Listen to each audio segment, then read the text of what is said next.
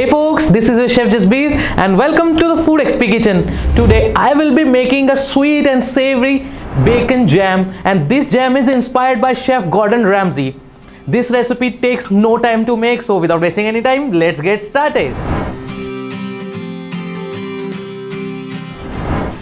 So the first step is to cook our bacon, and we want our bacon to be nice and crispy.